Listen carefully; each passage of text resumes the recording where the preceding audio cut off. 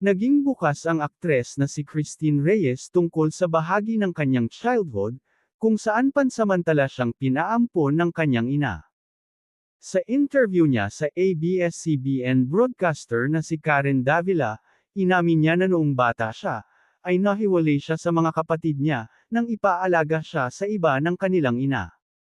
My mom, she was going through a phase in her life, where she had to go to the States, leave all her kids, all of us to somebody else. Ako lang nahiwalay, I didn't know may mga kapatid ako, pagbabahagi ni Christine. Noong mga panahong yun ay hindi pa raw alam ng aktres na kapatid niya si Aramina.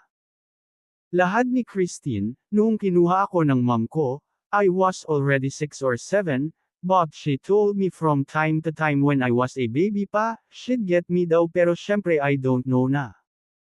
Ang recollection ko was when she got me. I was around 6 or 7 years old. Ito I wasn't telling anybody.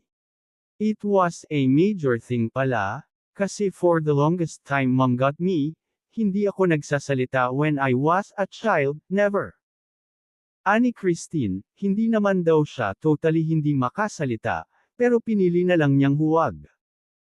Ani Christine, nagsasalita na lang ako kapag nasa school ako, kapag babalik ako ng bahay, quiet ulit ako, di ako nagsasalita. Kapag kakausapin ako ng mga tao sa bahay, magnanod lang ako. Pag-amin rin niya, naging problematic ang kanyang ina noon.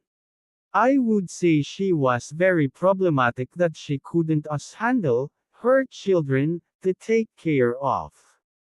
So I think that's why she decided to have somebody else to take care of us. She was actually inattentive kasi nga she wasn't able to deal with things, say pa ni Christine. Mabuti na lang raw ay kahit na ganoon ay may suporta pa rin siyang nakukuha mula sa kanyang adoptive family. I went to school not having her around, and my adoptive family was very supportive naman, so they go to school events if my mom wouldn't make it. Showbiz naman, when I entered the business, ako lang yung walang bantay, but yun nga, sometimes naman my adopted family would go, kwento pa ni Christine Reyes. Laking pasasalamat nga ni Christine, dahil nalampasan niya lahat ng masasakit na pinagdaan noon sa buhay.